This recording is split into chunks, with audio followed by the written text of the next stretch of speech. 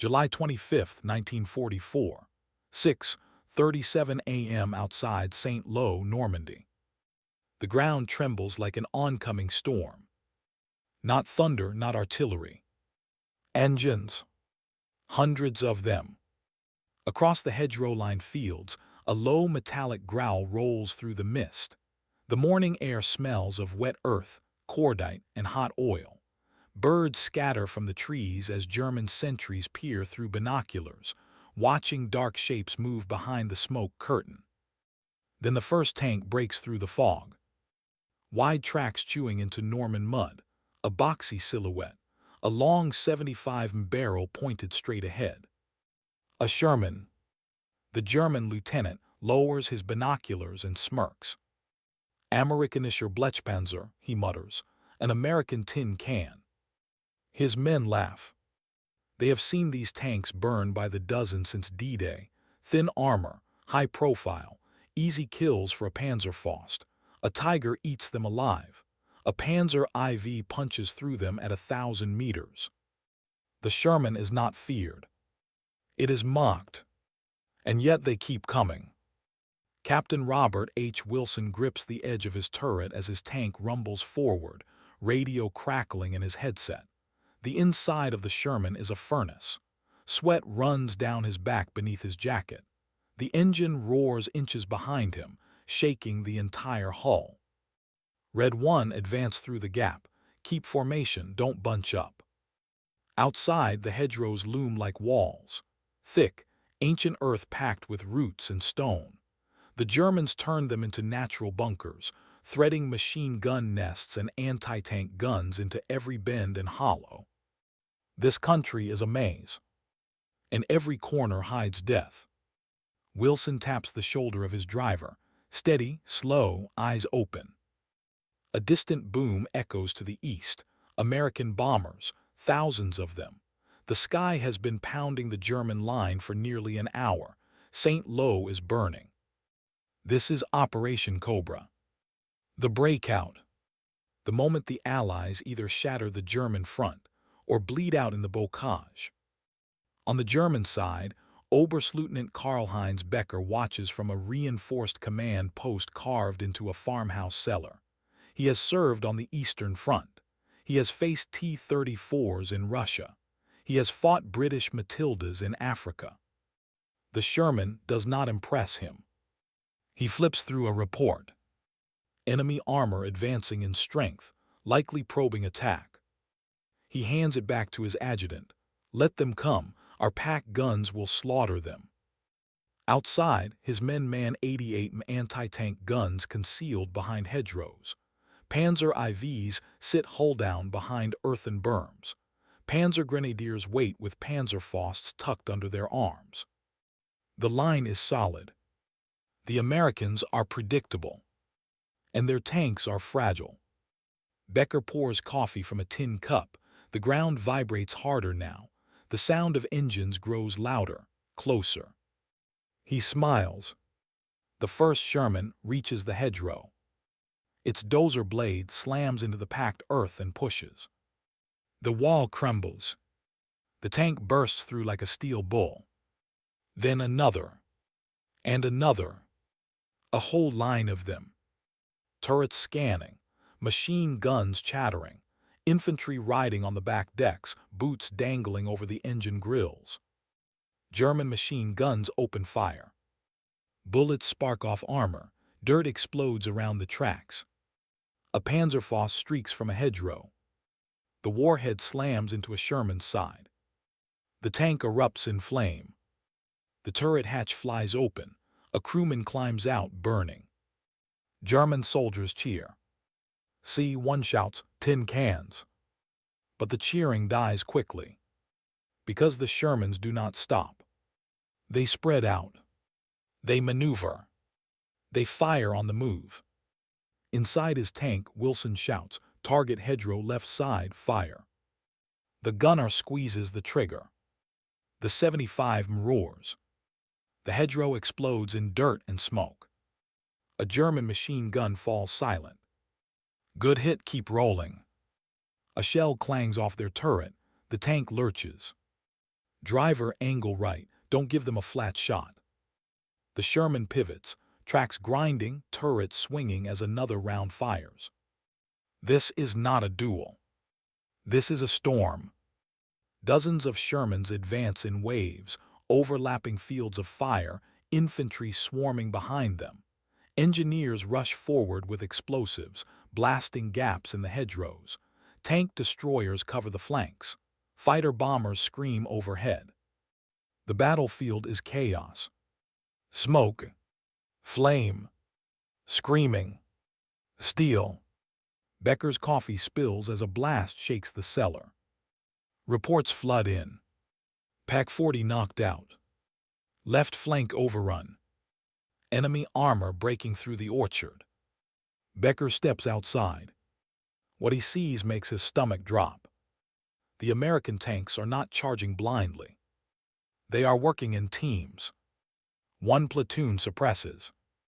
Another flanks. Infantry follows close behind, clearing trenches and foxholes. The hedgerows are no longer fortresses. They are obstacles, and the Shermans are tearing through them. A Panzer IV fires from behind a stone wall. 3 Shermans pivot at once. 3 guns fire. The Panzer IV vanishes in a ball of flame. Becker watches in disbelief. They were supposed to be easy kills. They were supposed to burn. A Tiger tank emerges from behind a barn, its massive 88mm gun swiveling toward the advancing Americans. German soldiers cheer again. Now the real tank has arrived. The Tiger fires. A Sherman explodes. Another fires back. The round bounces off the Tiger's frontal armor. The Tiger fires again. Another Sherman burns. But then something unexpected happens. The American tanks do not retreat. They spread wide. They circle. Smoke shells blind the Tiger. A Sherman darts forward fast, weaving through shell craters. It fires into the Tiger's side. The shell punches through. The Tiger shudders. Black smoke pours from its engine deck. The hatch opens. The crew bails out. The Tiger is dead. The cheering stops. Becker stares. This is not how it was supposed to go. These tanks were mocked in every briefing, dismissed as inferior, laughed at by veterans of Kursk and Kharkov. And yet here they are, breaking his line, crushing his strongpoints, driving straight through his fortress. The radio crackles. Oberstleutnant, enemy armor has penetrated 2 kilometers. We are losing contact with the left battalion. Becker turns slowly toward St. Lo. The city burns on the horizon. And the American tanks are coming. Not stopping. Not slowing. Not dying fast enough. For the first time since Normandy began, a terrible realization settles in his chest. The Sherman is not the joke. It is the hammer. And it is about to smash his entire front. The ground shakes again. Closer. Louder. Relentless. And the mockery is about to turn into panic. The hedgerow explodes in a cloud of dirt and roots. Captain Robert Wilson's Sherman bursts through the gap, engine screaming, tracks clawing for grip. Sunlight flashes across the periscope glass as the tank clears the embankment and rolls into an open orchard littered with shattered apple trees and smoking craters. This is new ground. No German line here yet. Only chaos. To the right, a wrecked Panzer IV still burns, ammunition cooking off inside with sharp metallic cracks. To the left, a cluster of German infantry breaks from cover, running for the next hedgerow. Wilson doesn't hesitate. Gunner Cokes, sweep that tree line. The machine gun chatters. Dirt kicks up behind fleeing soldiers. One drops. Another stumbles and vanishes into smoke. Behind Wilson, more Shermans pour through the breach. Dozens, then hundreds. Their radios overlap in a constant stream of clipped commands and shouted warnings.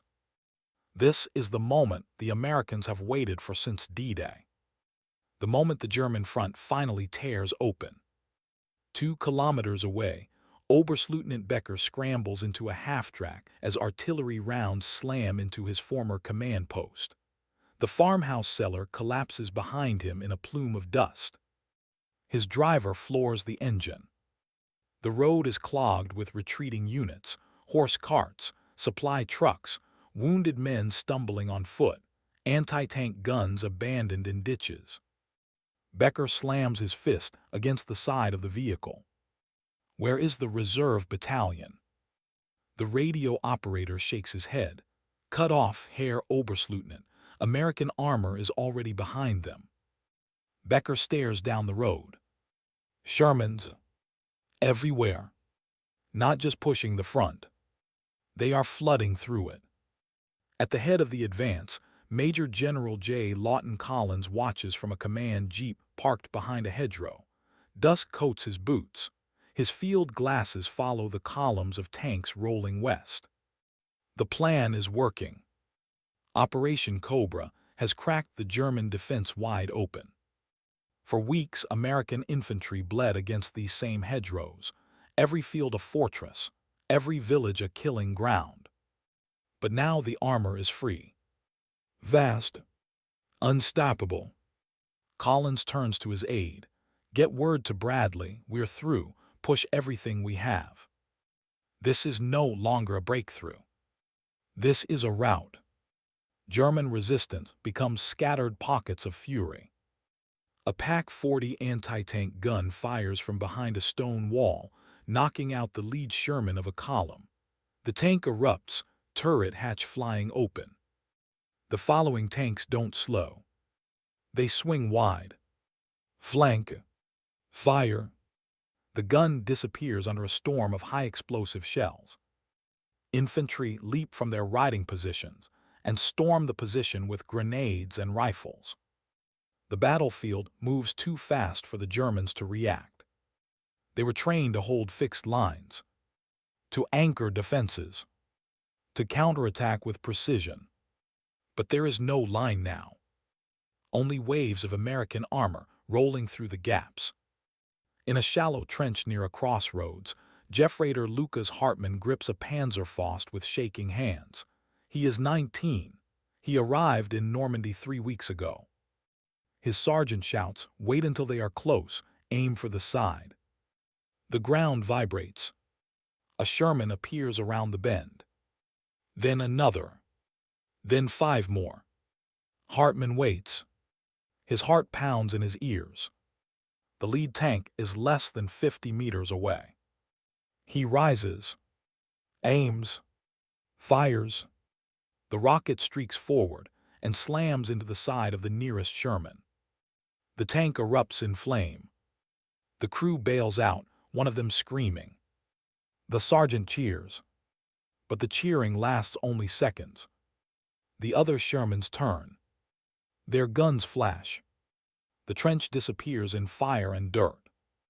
Hartmann never hears the shell that kills him. Captain Wilson's tank crests a low rise, and suddenly the ground drops away into a wide, open valley. Beyond it, a ribbon of road snakes towards St. Lo. And on that road, German vehicles are fleeing in columns. Trucks, half-tracks, staff cars, field kitchens. Wilson stares. They're running. The radio crackles. All red elements pursue, do not allow them to regroup. The Shermans surge forward. Engines roar. The chase begins. For Becker, the road becomes a nightmare. American fighter-bombers dive out of the clouds, rockets screaming. A half-track in front of him explodes, flipping onto its side. Horses bolt from a shattered wagon, dragging broken harness behind them. His driver swerves into a ditch. They abandon the vehicle and run. Overhead, thunderbolts circle like hawks. Becker dives into a hedgerow as a bomb detonates on the road, sending a wave of heat across his back. This is no orderly withdrawal. This is collapse. By afternoon, American tanks reach the outskirts of St. Lo. The city is a skeleton. Nothing but broken stone, twisted metal, and fires burning in the ruins. German rearguards fight from cellars and rubble piles, firing Panzer from point-blank range. Shermans blast holes through walls. Infantry clear rooms with grenades. Street by street, the city falls. A German officer surrenders with his hands raised, his uniform torn and blackened. He looks at the passing Shermans and shakes his head. "We were told these tanks were weak," he says in broken English, "that they could not fight real armor." Wilson hears the translator repeat the words.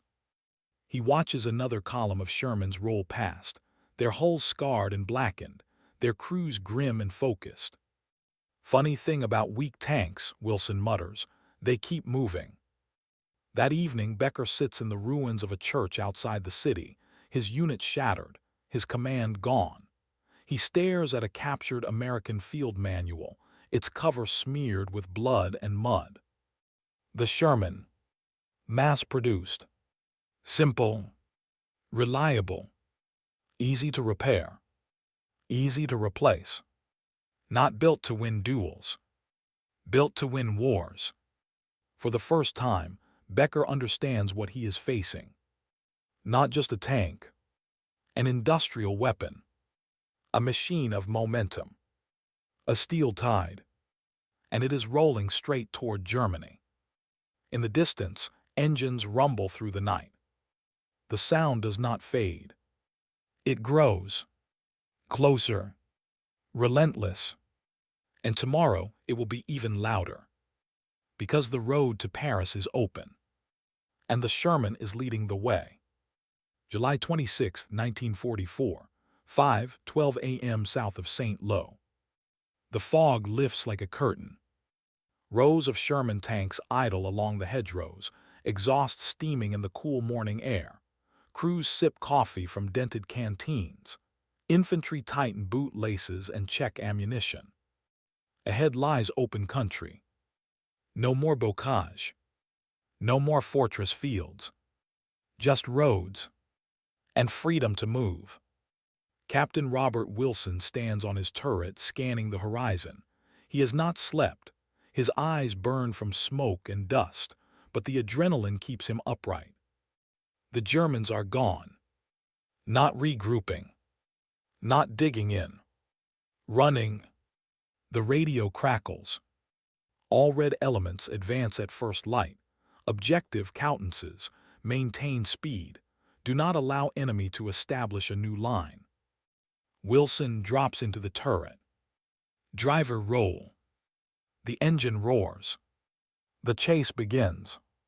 For the first time since Normandy, American armor can finally do what it was built to do. Move. Columns of Sherman stretch for miles, kicking up clouds of dust as they race south. Tank destroyers weave between them, half-tracks packed with infantry thunder along the flanks. Villagers emerge from cellars and barns, waving and crying as the tanks pass. French flags appear from nowhere. Bottles of wine are thrust into the hands of stunned American soldiers. A woman grabs Wilson's arm as his tank slows at a crossroads. "Merci, monsieur," she says, tears streaming down her face. "Merci." He squeezes her hand. Then the tank moves on. There is no time to stop. Oberstleutnant Becker stumbles along a hedgerow with a handful of survivors. His uniform is stained with sweat and dust. His boots are torn. Every road is blocked. Every village is already in American hands. They move only at night now, hiding during the day from the fighter-bombers that hunt anything with an engine. They hear the Shermans long before they see them. A deep, rolling thunder. Becker peers through a break in the hedgerow.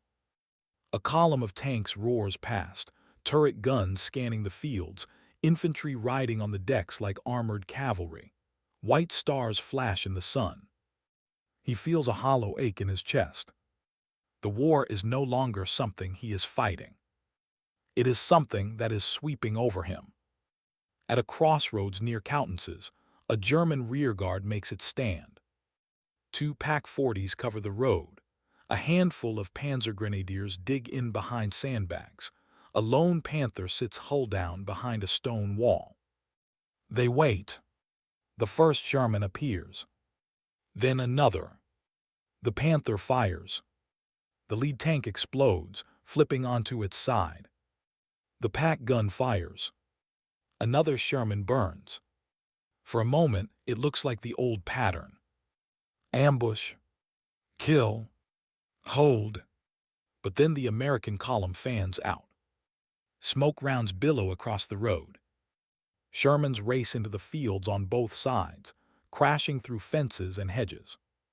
The Panther fires again. A shell bounces off a Sherman's glacis.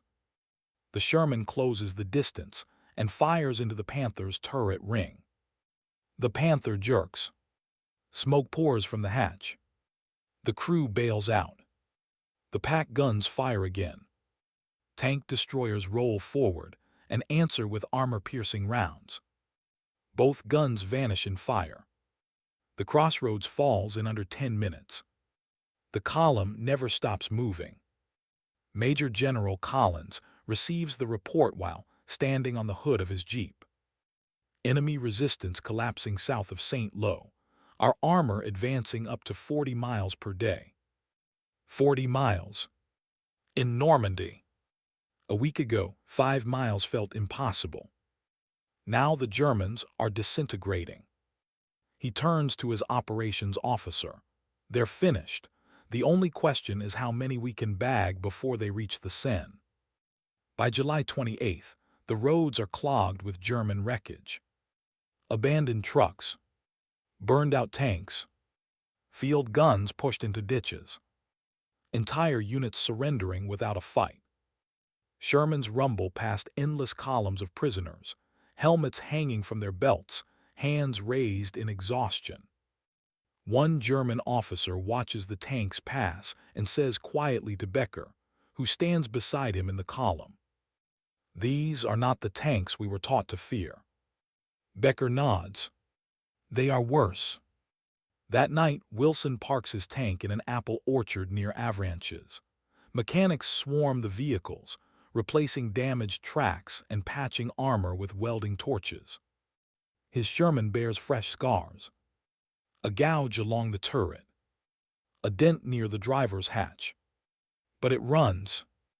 It always runs. That is the secret. Wilson climbs down and sits on a crate, eating cold rations. A young replacement crewman sits beside him. "Sir, is it true they call our tanks Ronsons, because they light on the first strike?" Wilson looks at him. Thinks of the burning Shermans. The dead crews. Then he looks out at the long line of tanks stretching down the orchard. Engines humming. Crews laughing. Men cleaning guns. Waiting for morning. "Maybe," he says, "but they also get us there and they get us home." The crewman nods. Satisfied. Far to the east, Becker listens to the rumble of armor through the darkness. He knows that sound now. He will hear it in his sleep for the rest of his life. The Americans are not stopping. They are not pausing. They are not slowing. Paris is only weeks away. And the road to Germany is opening. The Sherman, the tank they laughed at, has become the spearhead of the invasion. And nothing in the West is strong enough to stop it anymore. In the distance, the thunder grows louder. Closer. Endless. A steel tide rolling across France.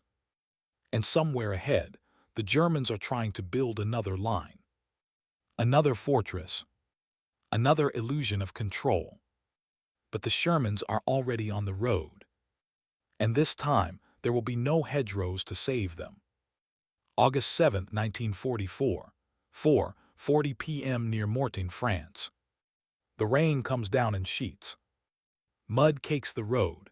Engines whine under the strain. Sherman tracks throw rooster tails of water and dirt as the column crawls forward through the storm. The sky flashes with distant artillery.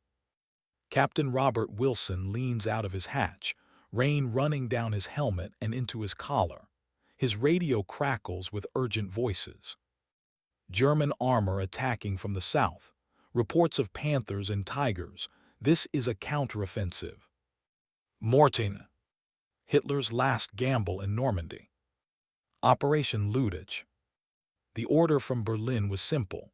Smash through the American lines, reach the coast, cut off Patton's Third Army and restore the front.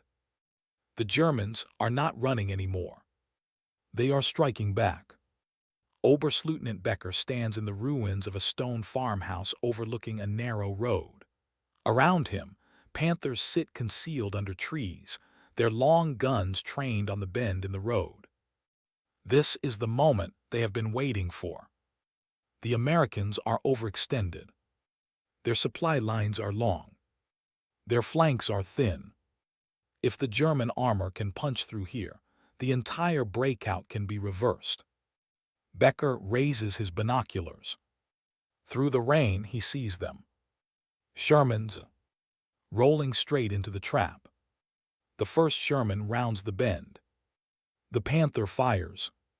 The shell punches through the Sherman's turret and out the other side. The tank erupts in flame. The second Sherman slews sideways, trying to reverse. Another Panther fires. It explodes. German soldiers cheer. The ambush is perfect. More Shermans pile up on the road, trapped between the wrecks. Machine guns rake the column. Panzer grenadiers rush forward with Panzerfausts. For a moment, it looks like the old story again. The thin-skinned tank. The easy kill.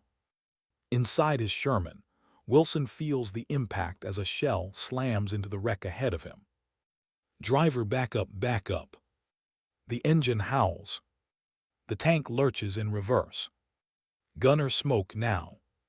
The launcher pops. White smoke billows across the road. Radio call for air and artillery. Grid coordinates now. The radio operator shouts into the handset. Outside, another Sherman burns. The road is a killing ground. But the Americans do not panic. They do not retreat. They do what they have learned to do since Normandy. They adapt. Shermans peel off the road into the fields, crashing through hedges and fences.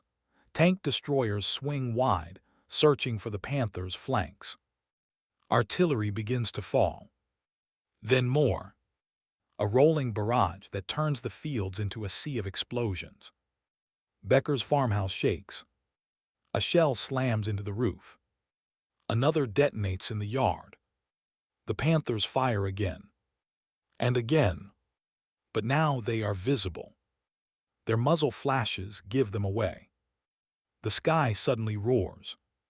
Thunderbolts. American fighter bombers burst through the clouds, diving low over the battlefield. Rockets scream. A Panther takes a direct hit and disappears in a ball of fire. Another is struck from above, its turret blown clean off. German crews scramble from their vehicles, running for the trees. Becker dives into a ditch as a rocket explodes nearby, showering him with dirt and shrapnel. This is not a counteroffensive. This is a slaughter. By nightfall, the German attack has stalled. Their tanks are burning across the hills. Their infantry is scattered. Their momentum is gone.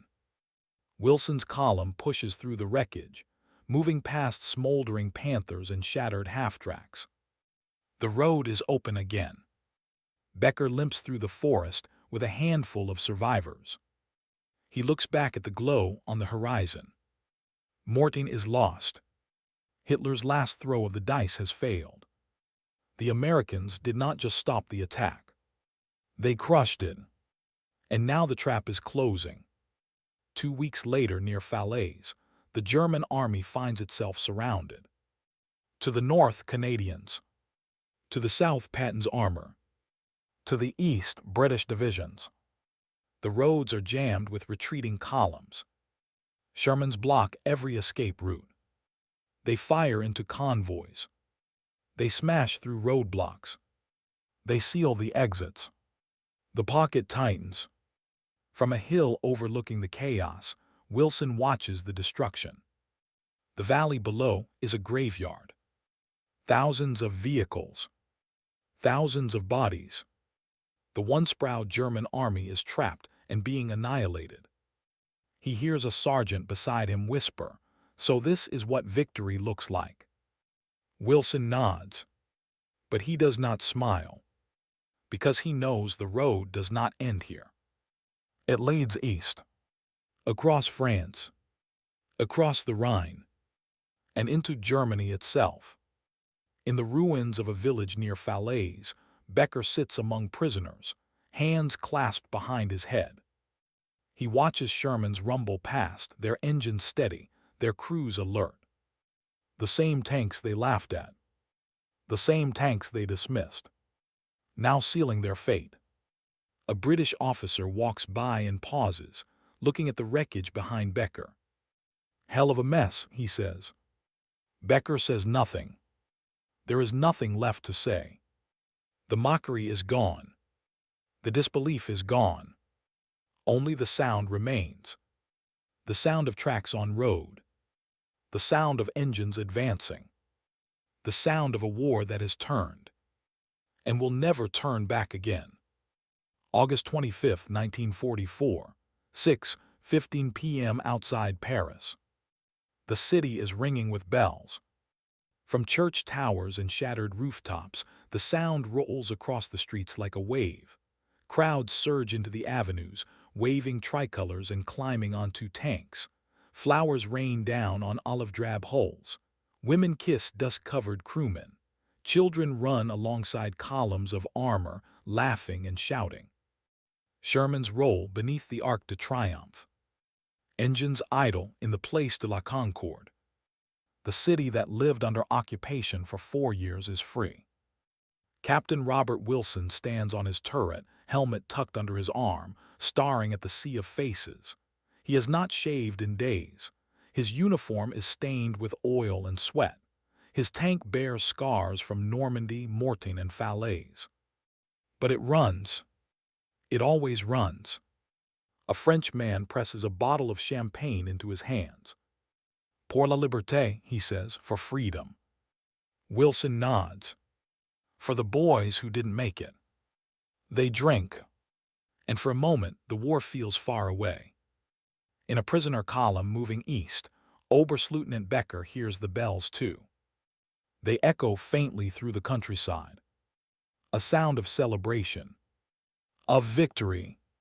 He keeps his eyes on the road.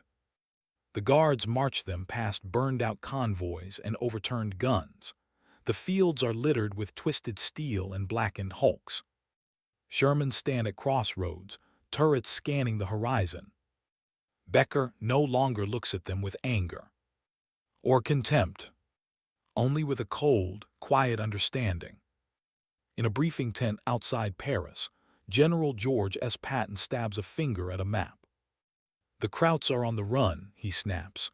"We're not stopping. We keep pressure on them day and night. I want armor rolling east by morning." An aide hesitates. "Sir, supply lines are stretched thin." Patton glares. "Then stretch them farther. The Sherman wasn't built to sit still." The order goes out. The engines start. Again. The advance becomes a blur. Towns fall in hours. German units surrender by the thousands. Bridges are seized before they can be blown. Everywhere the Shermans go, resistance melts. The Germans try to form lines along rivers. They are flanked. They try to hold cities. They are bypassed. They try to counterattack. They are crushed from the air. The tank they mocked is now everywhere. A moving wall of steel. In September, Wilson's column crosses the German border. The sign reads, "Deutschland." No cheering here. No flags.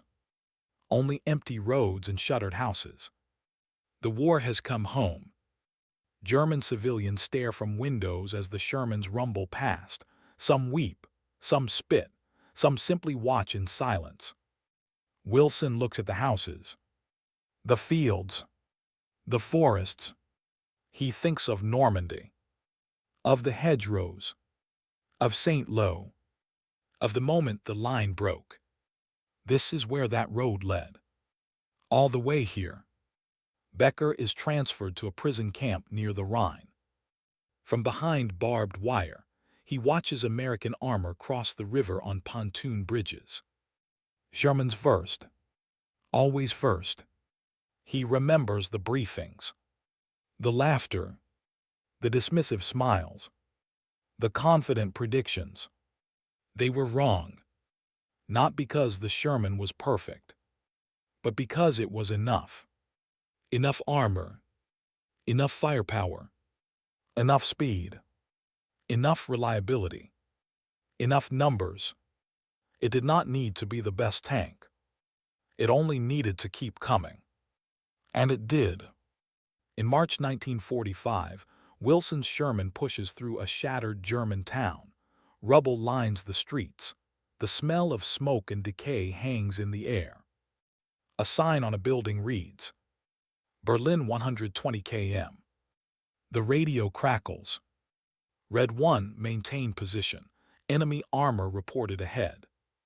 Wilson exhales. Here we go again. The driver grins. Same old dance, sir. Wilson pats the turret. She's gotten us this far. The engine growls. The tank moves. Weeks later, the war ends. Germany surrenders. The guns fall silent. The engines finally stop. Wilson sits on his tank one last time, watching the sun set over a ruined continent. He runs a hand along the scarred steel. The tank that was laughed at. The tank that was dismissed. The tank that broke a fortress line and never looked back. In the prison camp, Becker hears the news from a guard. The war is over. He closes his eyes. He sees hedgerows. Smoke. Fire. Shermans bursting through the line. He opens them again. The world has changed. And it was changed on tracks. History will argue about armor thickness and gun caliber. About tigers and panthers and kill ratios. But on the roads of Normandy, in the fields of France, and across the heart of Europe, it was the Sherman that rolled forward. Relentless. Unstoppable. And when the mockery finally died, the fortress line died with it. And